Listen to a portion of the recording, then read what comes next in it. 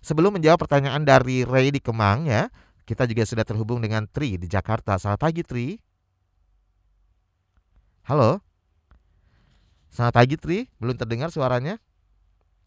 Ya, kita tahan dulu. Nanti coba lagi Mbak Tri. Barangkali kita masih terhubung juga dengan Mbak Evelyn Paulin Pakpahan, Wakil Ketua OMP Tuah TB, penyintas tuberkulosis resisten obat.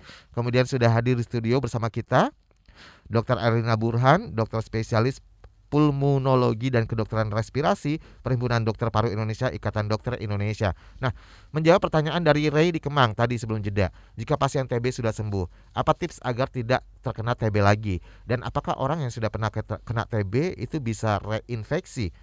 Nah, mungkin sebelum ke Mbak Evelyn menceritakan pengalamannya, boleh dijawab terlebih dahulu nih, Ya, dokter. boleh, tentu saja. Jadi, memang kalau pasien-pasien TB yang sudah sembuh itu ada kemungkinan untuk kambuh atau relapse. Kenapa? Karena TB itu kan disebabkan oleh kuman ya. Kuman tadi saya katakan kuman Mycobacterium tuberculosis yang eh, eh, cara penularannya adalah melalui udara Oke. atau airborne. Airborne. Ya, dan kita tahu pasien TB di Indonesia itu banyak sekali.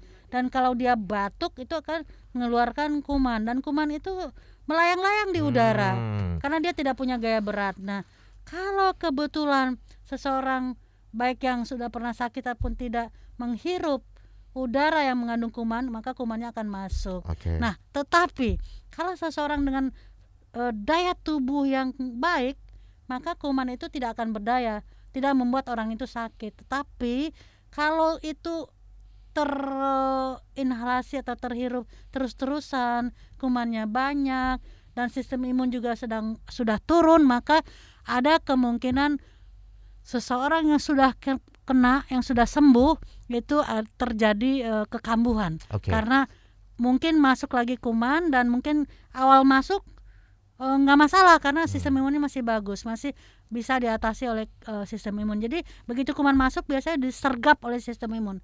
Apalagi sistem imun itu kan sudah tahu, sudah kenal dengan kumannya karena pasiennya pernah sakit, disergap dan dibuat tidak berdaya. Oke. Ya, tidak berdaya sehingga kumannya ya diam aja sampai kapanpun, sampai suatu ketika terjadi masalah sistem imun yang menurun, misalnya karena gizi yang kurang, kebanyakan merokok, tidak istirahat yang cukup, atau mungkin juga stres ya, maka kemudian sistem imun yang sudah menyergap dan membuat kuman itu tidak berdaya juga kemudian mengalami kemunduran fungsi, sehingga kumannya keluar dan berkembang biak dan merusak daerah sekitarnya dan menimbulkan gejala. Baik, Mbak Evelyn bisa diceritakan sebelumnya sejak kapan sih Anda mengalami TB, dan kira-kira apa nih yang menjadi penyebab TB resisten obat yang dialami oleh Mbak Evelyn ini?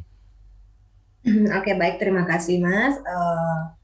Ya, kalau saya mau menceritakan kronologinya itu cukup panjang sih ceritanya. Nggak cukup 1 jam ya? Nggak cukup 1 jam. Ya, di tahun 2003 itu saya masih di kelas 3 SMA. Kebetulan sudah mendekati ujian nasional, itu saya pengobatan TB yang sensitif obat. Dan itu sudah dituntaskan sampai 9 bulan pengobatan. Nah, kemudian selang 10 tahun kemudian, di tahun 2013 akhir, itu saya mencoba mau refreshing keluar kota. Nah, tadinya mau refreshing di luar kota ini, di kota ini malah saya ngedrop batuk darah. Yang lucunya itu di tahun 2003 itu saya sensitif obat, saya tidak punya gejala batuk darah sama sekali, tetapi di 2013 itu saya punya batuk darah ngedrop dan saya harus dirawat selama 3 hari. Nah, kemudian itu berulang. Di dalam 1 bulan itu berulang sampai 2 kali. Dan di awal tahun 2014 saya balik ke Pekanbaru. Saya mungkin merasa nggak cocok nih kayaknya auranya gitu ya. Udah saya pulang ke Pekanbaru. Nah, ternyata di Pekanbaru cuma bisa bertahan 2 minggu saya ngedrop lagi, batuk darah lagi, dan akhirnya saya dirawat lagi dan ada tindak lanjut. Jadi yang selama 2 kali saya dirawat di kota tempat saya liburan tadi itu belum ada tindak lanjut, masih saya hanya dikasih obat anti pendarahan aja dan vitamin K serta obat racikan. Nah, di Januari saya balik ke Pekanbaru, tindak lanjut dari rumah sakit yang ada di sini, saya mengikuti tes BTA. Nah, hasilnya infeksi jamur pada paru. Dan saya melakukan pengobatan tersebut selama 2 bulan.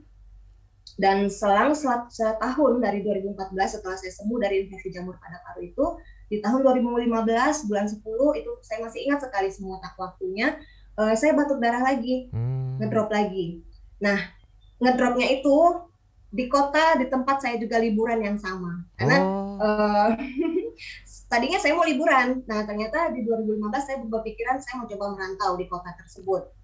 Saya merasa badan saya udah enakan gitu ya kan, gak ada keluhan apa-apa. Ternyata di bulan 10, ya itu tadi saya ngedrop batuk darah, saya dirawat, dan tindak lanjut dari rumah sakit tersebut, saya dianjurkan untuk minum obat, kembali lagi yang ke sensitif obat, yang 6 bulan. Diulang lagi obat, berarti ya? Diulang lagi, nah jadi jujur saat itu memang saya masih, ya minim edukasi juga untuk saya nggak bisa bayangkan atau menggambarkan bahwa ada TBC-RO setelahnya itu kalau kita tidak ini.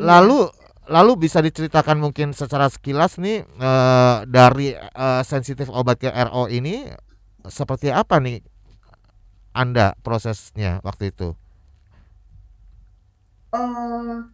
Ya itu tadi Mas, kalau yang di SO itu kan jarak waktu dari saya setelah sembuh itu 10 tahun, kemudian itu saya ngedrop. Yang ngedropnya itu batuk darahnya itu aja. Udah termasuk RO ya? Baik. Jadi di situ, tapi saya nggak tahu itu ternyata RO. Jadi kalau seandainya dari mulai saya batuk darah itu, kalau saya udah ditindak lanjut tahu hasilnya saya ternyata RO, mungkin saya nggak lama pengobatannya. Sekarang tapi udah sembuh semuanya ya? Udah. Alhamdulillah. Baik, kita tahan dulu Mbak Evelyn, ada penelpon dari Cengkareng, Mbak Rani. Selamat pagi Mbak Rani. Pagi Pak. Silakan Mbak Rani. Aku mau nanya nih, kalau apa hal yang membuat virus menjadi kebal akan obat-obatan atau antibiotik yang udah kita minum gitu? Bagaimana cara kita mengonsumsinya biar virus itu terbunuh gitu? Oke. Sudah, itu aja. Terima kasih Mbak Rani. Iya, makasih Pak. Boleh langsung ditanggapin ya dari Dokter Erlina. Pertanyaan dari Mbak Rani di Cengkareng, hal yang membuat virus TB ini bisa menjadi kebal terhadap obat. Ya, baik. Sebenarnya tadi sih udah dijelaskan di awal. Ya, nggak apa-apa, saya boleh untuk edukasi lagi ya kepada Mbak Rani dari Cengkareng, menanyakan tentang kenapa virus TB-nya. TB itu bukan virus, saya koreksi ya, ini adalah bakteri.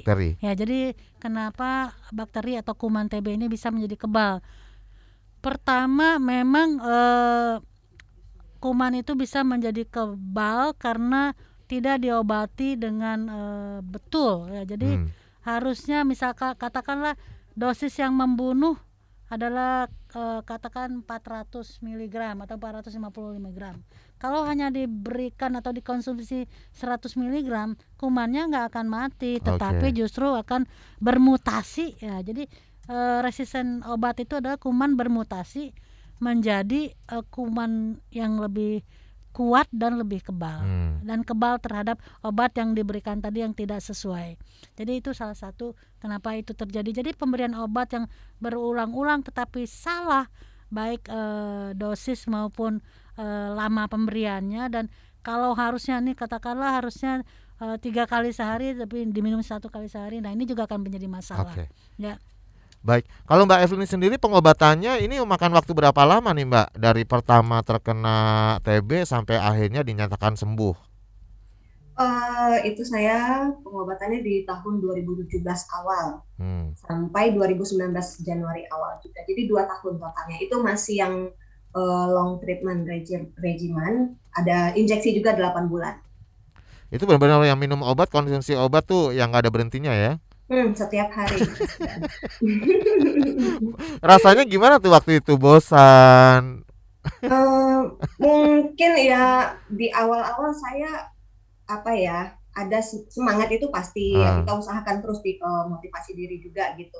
Tapi kalau untuk jenuh pasti Mas, itu nggak bisa kita pungkiri. Kejenuhan selama 2 tahun itu nggak waktu yang 2 tahun tuh nggak waktu yang sedikit gitu, cukup lama. Baik. Tapi dari kejenuhan itu sebenarnya tadi udah disampaikan oleh dokter ya, bahwa kejenuhan itu berpotensi sekali untuk akhirnya menjadi manajemen waktunya terganggu ya kan, dan akhirnya bisa diulang lagi tuh pengobatannya gitu ya Dokter Erlina. Ya, jadi TB yang resisten obat itu juga ada tingkatan-tingkatannya. Ada yang TB yang hanya resisten satu obat, yang namanya monoresisten. Ada TB yang lebih dari satu obat, namanya poliresisten. Ada lagi TB yang MDR, multi drug resistant. Jadi yang multi drug resistant ini agak istimewa karena penting sekali, karena secara definisi adalah kondisi pasien yang resisten dengan 2 obat utama, 2 obat yang paling poten yang saya katakan tadi, yaitu resisten dengan rifampicin dan isoniazid. Nah, kemudian ada lagi setelah itu, kalau mungkin tidak minum obat dengan benar juga, atau putus di tengah jalan, atau salah lagi, maka bisa MDR yang 2 obat utama itu menjadi lebih berat lagi, yang kita sebut sebagai pasien yang pre-XDR atau XDR. XDR itu extensively drug resistant. Jadi obat yang resistennya itu makin banyak ya. Baik. Ya, tahan dulu. Kita juga sudah terhubung lagi dengan penelpon dari Caca di Jaktim. Selamat pagi, Caca. Halo, selamat pagi. Silakan Caca. Iya, aku ingin bertanya dong, rata-rata orang Indonesia yang terkena TBC karena apa penyebabnya yang paling banyak? Terima kasih. Gitu. Terima kasih ya Caca. Ini nama lengkapnya pasti Caca Marica Hehe ya. Baik. Dan tahan dulu Dr. Erlina dan juga Mbak Evelyn. Kita nanti akan jawab pertanyaan dari Caca di Jaktim setelah jeda iklan berikut ini. Tetap di Ruang Publik KBR.